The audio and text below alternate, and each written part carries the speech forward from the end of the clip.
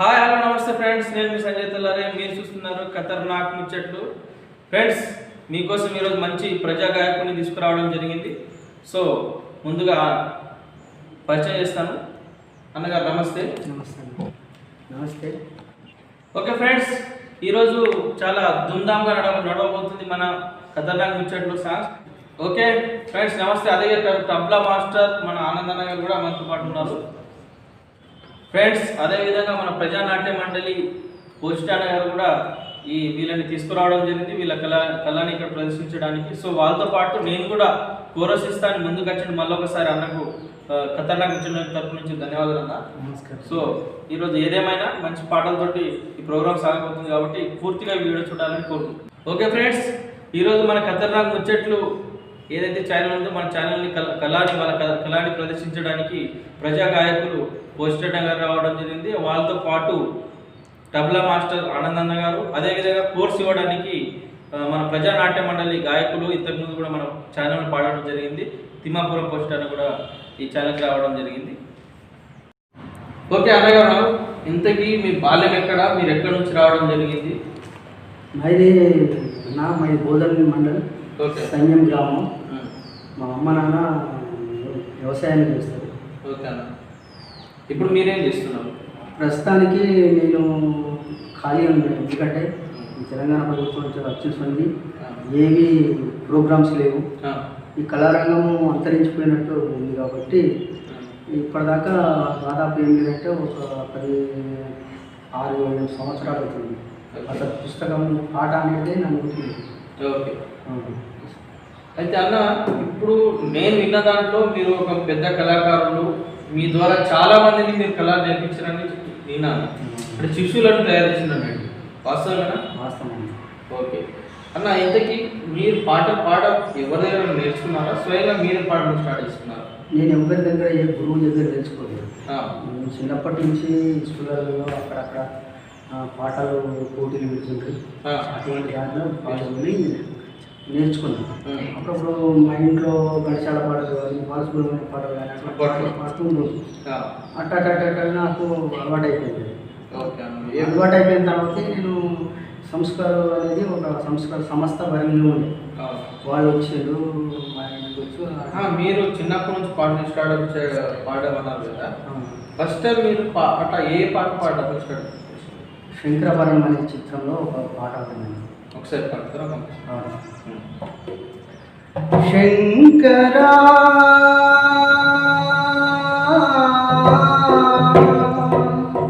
నాద శరీర పరా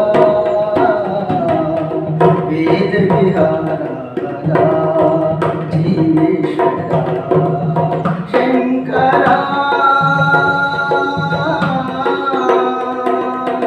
ప్రాణమే నీవని గానమే నీవని ప్రాణమే గానమని మౌన విచక్షణ జాన విలక్షణ రాగమే యోగమని ప్రాణమే నీదని గానమే నీదని ప్రాణమే గానమని మౌన విచక్షణ జాన విలక్షణ రాగమే యోగమని నాదోపాసన చేసిన వాడను నీ వాడను నేనైతే దిక్కరేంద్రజిత యమగిరేంద్రజిత కందరా నీల కందరా చిత్రడగని రుద్రవీణ నిర్మిత్రగానమిది అవతరించరా శంకరా నాద శరీర పరా వేద విహార జీవేశ్వర శంకరా. ఓకే, సూపర్ అన్న, మంచి పాడారు. ఇంతకీ మీ చదువు ఎక్కడ సాగిందన్న? మొత్తం ఎక్కడ వరకు చదువుకున్నారు మీరు? ఎక్కడ చదువుకున్నారు? నేను 10th చదివిన మా ఊళ్ళోనే చదివాను. ఓకే, కాలేజీలో లేకుండా ఓకే, మా ఊళ్ళో చదువుకున్నాము. మా ఊరి నుంచి చందూరు, మా ఊళ్ళో 6th వరకు ఉండే, అక్కడ నుంచి చందూరు 10th వరకు.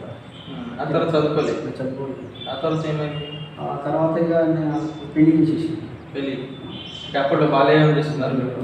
అంటే మీరు చదువుకొని కూడా మీకు తెలుసుంటుంది కదా బాల్యం అట్లా చేస్తున్నారు మరి? బాల్యవాళ్ళు అంటే అప్పుడు చదువుకున్నాం కానీ బాల్యవాళ్ళు అంటే అప్పుడు లేకుండే. ఎందుకంటే బాల్యవాళ్ళు అప్పుడే కదా మీరు మీ పెళ్ళి ఎప్పుడైంది? నా పెళ్ళి 55 ఎంఎంలో 83 బాల్యవాళ్ళ టైం అదే టైం. అప్పుడు ఈ పెద్దలు ఆడపిల్లని ఎత్తిచ్చేసేయాలా మన ఇంటికి సాంప్రదాయం అనేది వాళ్ళకు పెద్దలకు ఉండే. ఫస్ట్ పెద్దలే పెద్ద మనిషి కాకముందే ఆ పిల్లని మన ఇంటికి పంపించేస్తాం. అట్లా అప్పుడు చిన్నప్పుడు పిల్లల్ని చేసేస్తుంది. ఇప్పుడేమో బాల్య వాళ్ళు అని అంటే 18 సంవత్సరాలు నిండిన దాకా పెళ్లి చేయకొచ్చింది. అయితే అన్న మీరు సంస్కారంలో కూడా మీరు పనిచేసారని. సంస్కారం అంటే ఏంటి? సంస్కారం అంటే ఒక జోగిని వ్యవస్థ. హేమలత లవణం గారు అనే ఒక అమ్మ ఉంది. ఎక్కడ నుండి? ఇక్కడ విజయవాడ. ఆ అమ్మ ఏం చేసిందంటే నిజామాబాద్ డిస్టిక్లో ఇట్లనే జోగిని వ్యవస్థ బాగా ఉందట. ఈ జోగిని వ్యవస్థని రూపుమాపాలంటే మనం అక్కడికి పోవాలా అనేది ఆమె ఒక కంకణం కట్టుకొని ఆమె ఇక్కడికి వచ్చింది. ఇక్కడికి వచ్చిన తర్వాత చిన్న నాస్తిక కేంద్రం కాడికి మొదలుపెట్టి చెల్లి నిలయం అనేది పేరు పెట్టేసి పేరు పెట్టిన తర్వాత ఇక మేము కళా బృందాలు ఆయన తయారు చేసి కళాకారులందరూ తయారు చేసి గ్రామాన పాటలు పాడుకుంటాను. ఏ పాట పాడేది ఒకసారి గుర్తున్నా? అయితే మేము జోగిన్లకు మీరు ఇట్లా కాదు, మీరు ఆట బొమ్మ కాదు, మీరు ఒక మనుషులు ఎట్లా ఉంటారో మీరు కూడా మనుషులు ఎక్కడ ఉండాలి. మీ మీద శవాల దగ్గర ఆడినప్పుడల్లా మీకు రొమ్మిల మీద పైసలు పెట్టడము అది పెట్టడము అది సిగ్గుచేటు. మీరు ఒక ఆడపుట్టుక పుట్టారు కాబట్టి మీరు కూడా మంచిగా ఉండాలని చెప్పి మేము దాని మీద పాట ఆటల బొమ్మవు కావు అందరిలో నీవు, ఆటల బొమ్మవు కావు అందరిలో నీవు, ఈ సంఘం నిన్ను చేసిన తీరు, ఈ సంఘం నిన్ను చేసిన తీరు నీ బ్రతుకునకు బండగా మారు, నీ బ్రతుకునకు బండగా మారు. ఆటల బొమ్మవు కావు అందరిలోన నీవు, ఆటల బొమ్మవు కావు అందరిలోన నీవు. ఏ దేవుడు నిన్ను కాపాడనమ్మా, ఏ దేవత నిన్ను కరుణించడమ్మా, వయసే బలమని భావించి నీ తనువు మలినమైనే సంస్కారుల నీ తోడులు నీ కోసమే విలపించేది చెల్లి, నీ క్షేమములే కోరేరు తల్లి. ఆటల బొమ్మ కాదు అందరిలోన నీవు, ఆటల బొమ్మ కాదు అందరిలోన నీవు. సూపర్ అన్న, బాగుంది. అంటే ఓకే అన్నగారు, మీరు ఏదైతే ఈ జోగిని వ్యవస్థ మీద మీరు పనిచేసేటప్పుడు మీరు గ్రామాలు తిరిగేటప్పుడు కానీ జిల్లాలు తిరిగేటప్పుడు కానీ ఆదిలాబాద్ జిల్లాలో మీరు ఒక ఛాయ్ కొట్టు అంటే ఒక ఛాయ్ దుకాణానికి వెళ్తే మీకు అవమానం జరిగిందని వాస్తవం? వాస్తవం. ఎందుకంటే మేము అక్కడికి ఛాయ్ తాగడానికి వెళ్ళాము. వెళితే అమ్మ మరి ఛాయ్ అమ్మనా అడిగితే ఏమన్నదంటే, బాబు మీరు కులం ఏం కులం? కులం ఏం కులం అమ్మ, మేము మనుషులము.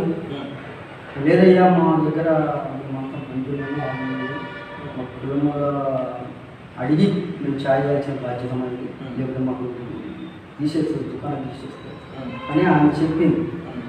చెప్తే అంతట్లో మా లక్ష్మణరావు సారు వచ్చేసింది. ఇందిరా గొడవ వచ్చిందంటే అందరికీ కష్టం గ్లాసులు మాదిగల గ్లాసులు మాదిగల గ్లాసులు మాదిగలకి అట్లా కుల భేదం పెడుతున్నారు ఇక్కడ అని చెప్పి అన్న చెప్పిందాకంటే అన్న సరేనమ్మా మీరు చూసుకుంటే మేము చూసుకుంటామని చెప్పేసి కావాలి చాలా అప్పుడు పోయి ఆ అన్న పాట రాసింది. పాట మొట్టమొదటి ఆ ఊరు పాట ఏ పాట? అమ్మ భారతమ్మ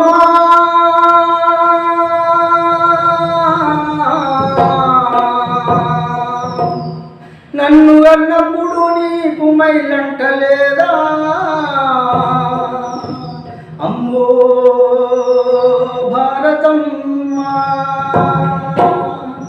అమ్మో భారతమ్మో కన్నప్పుడు నీకు మైలంట లేదా అమ్మో భారతమ్మ అమ్మో భారతమ్మ నన్ను కన్నప్పుడు నీకు మైలంట లేదా అమ్మో భారతమ్మ అమ్మో భారతమ్మ నన్ను కన్నప్పుడు నీకు మైలంట లేదా అమ్మో భారతమ్మ అమ్మో భారతమ్మ నన్ను కన్నప్పుడు నీకు మైలంట లేదా అమ్మో భారతమ్మ చిన్న కులమంటూ మమ్ము అయ్యో చిన్న చూపు చూసినారు అయ్యో అంటరాని వారమంటూ అయ్యో మా మెడ దూరం చేరు అయ్యో చిన్న కులమంటూ మమ్ము అయ్యో చిన్న చూపు చూసినారు అయ్యో అంటరాని వారమంటూ అయ్యో మా మెడ దూరం చేరు అయ్యో చిన్న పెద్ద పనులు మా చేత చేయించి పుట్టబోతే మాకు మళ్ళీ పెట్టారు భారతమ్మో నన్నప్పుడు నీకు వెళ్ళలేదా అమ్మో భారతమ్మ అమ్మో భారతమ్మో నన్ను కన్నప్పుడు నీకు వెళ్ళలేదా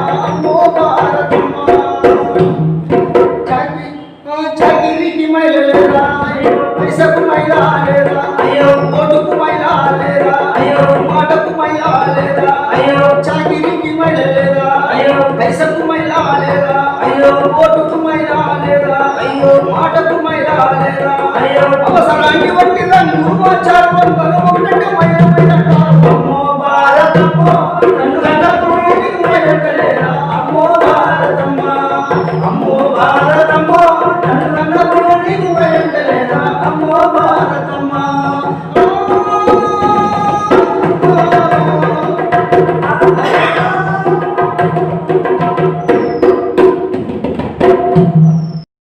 ఓకే సూపర్ అన్నగారు. ఒక్కటి ఏంటంటే నాకు తెలిసింది వరకు మీరు మంచి ప్రజా గాయకులు, చాలా పల్లెల్లో దాంట్లో పాడేది. మీరు వికలాంగులు అని అనుకున్నా వాస్తవాన దానివల్ల కూడా మీరు చాలా అవమానాలు కూడా గురి అయినట్టు తెలుసుకున్నారు. అవునండి. అవునా? వికలాంగులు చిన్న చూపు చూస్తారు. వికలాంగులు అంటే అమ్మాడుకుంటాడు భావనతో చూస్తారు. అయితే వికలాంగుడు అని చూస్తారు కానీ వాడికి ఒక లోపం ఉన్నదని వాడిని గుర్తించాడు. వాడు ఎంత మంచిగా వాడంతా చెడు గుణం ఉండొచ్చు, ఏదో ఒకటి ఉంటుంది అట్లా మంచి టాలెంట్ ఉండొచ్చు, చెడు గుణం ఉండొచ్చు. కాబట్టి ప్రతి ఒక్కళ్ళకు ఒక లోపం అనేది ఉంటుంది. దాని గురించి ఒక చిన్న పాట. లోపం ఒక శాపమని కుమిలిపోకురా, లోపం లేని వాడు లోకమంది లేడురా. లోపం ఒక శాపమని కుమిలిపోకురా, లోపం లేని వాడు లోకమంది లేడురా. ఆత్మవిశ్వాసముతో ఆత్మవిశ్వాసముతో అడుగు ముందు పెయ్యుమురా. లోపం ఒక శాపమని కుమిలిపోకురా, లోపం లేని వాడు లోకమంది లేడురా. వికలాంగుడవైతే తప్పు నిధి కాదురన్నా, ఆ బ్రహ్మ రాసిందని అనుకోకురా చిన్న. వైకల్యం రావడానికి కారణాలు తెలుసుకుంటే, తల్లిదండ్రి కుటుంబము జగతను తీసుకుంటే అంగవైకల్యమే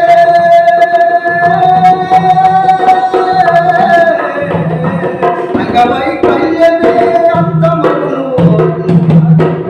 ఒక శాపమని కుమిలిపోకురా, లోపం లేని వాడు లోకమంది లేడురా. ఒక శాపమని కుమిలిపోకురా, లోపం లేని వాడు లోకమంది లేడురా. చచ్చిపోతుందిరో చచ్చిపోతుందిరో చచ్చిపోతుందిరో చచ్చిపోతుందిరో యువశక్తి నలిగి నలిగి చచ్చిపోతుందిరో చచ్చిపోతుందిరో చచ్చిపోతుందిరో యువశక్తి నలిగి నలిగి చచ్చిపోతుందిరో. ఉడకలేస్తురాలంటే ఉద్యోగములిప్పండి పడి ఉన్న యువశక్తిని కట్టి కట్టి లేపండి. చచ్చిపోతుందిరో చచ్చిపోతుందిరో యువశక్తి నలిగి నలిగి చచ్చిపోతుందిరో. యువశక్తి ఎక్కడ చచ్చిపోతుంది? అంత మంచిగా ఉంటే ఎక్కడ చచ్చిపోతుంది చెప్పమంటావా? తమ్ముళ్ళు నలిమేటి గుటకలో వస్తుంది, అట్టాలు వాడేటి చోటులో వస్తుంది. తమ్ముళ్ళు నలిమేటి గుటకలో వస్తుంది, అట్టాలు వాడేటి చేతిలో వస్తుంది.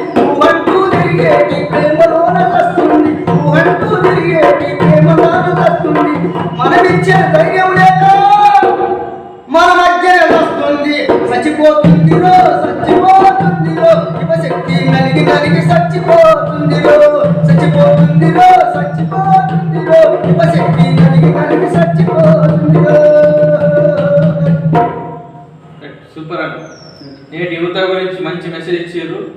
అంటే వాళ్ళు ఎట్లా బానిస అవుతారు మంత్రి అనేది మీ పాట రూపంలో తెలియజేసారు. సూపర్ అండి, చాలా హ్యాండ్స్ అప్. ఈ మెసేజ్ ద్వారా ఈ పాట ద్వారా యువత మానవాన్ని కోరుకున్నాం. ఓకే అండి, పాడండి. తెల్లాజిరా అరే తెల్లాజిరా అరే తెల్లాజిరా జాలి కొడుకు మరదలు పిల్ల నీ అపారిలా సుఖావట్టు మరదలు పిల్ల.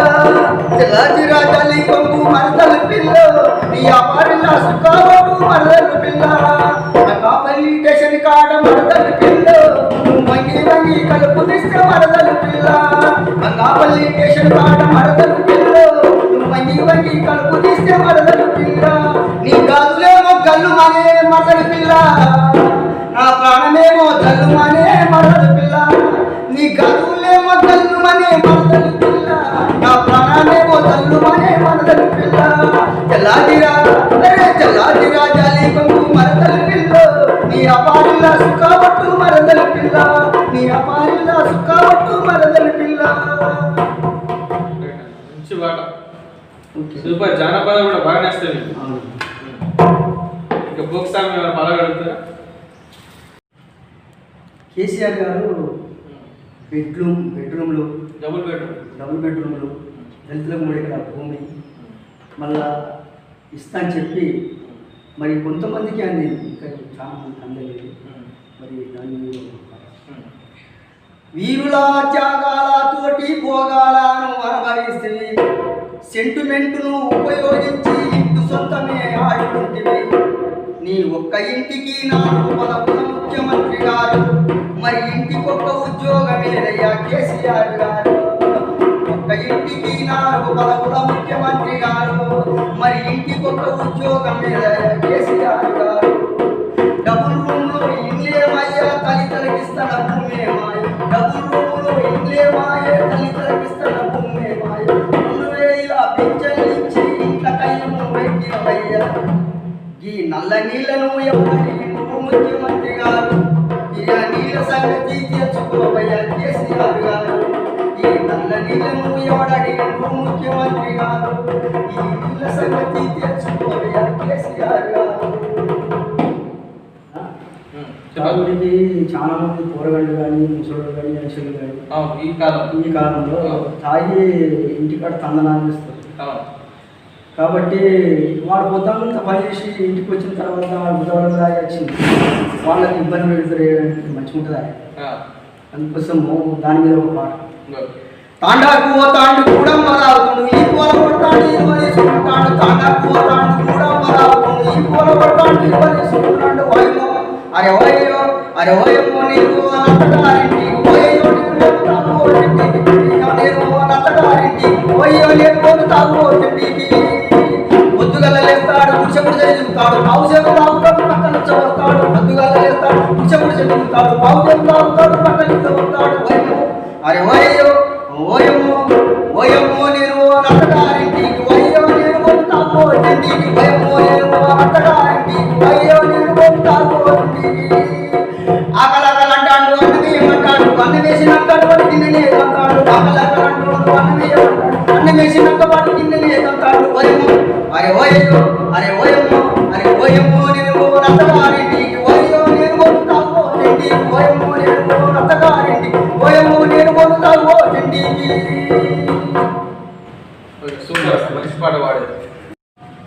నమస్తే అన్న, మీ కథన ఛానల్ ముచ్చట్లకు మరి ఈ ఛానల్ ద్వారా చాలామంది కళాకారులు ఇంకో రావాలా వచ్చి మరి అవకాశము మీకు ఇస్తున్నారు కాబట్టి ఈ ఛానల్కు ప్రతి ఒక్కరు వచ్చి పాటలు పాడి మరి లైక్ చేయాలని అందరికీ కోరుకుంటున్నాను. ఓకే ఫ్రెండ్స్, సుశీల్ గారు మన ప్రజా గాయకులు పోషెట్ అన్న గారు పాడిన పాటలు మీకు మీ అందరికీ నచ్చినాయని అనుకుంటున్నా. సో ఇంకొకసారి రిక్వెస్ట్ ఏంటంటే మన ఛానల్ని కనుక మీరు ఫస్ట్ టైం చూస్తున్నారైతే లైక్ చేయండి, షేర్ చేయండి, కామెంట్ చేయండి, సబ్స్క్రైబ్ చేసుకోండి, గంట సింబల్ నొక్కడం మర్చిపోవద్దు. Okay friends.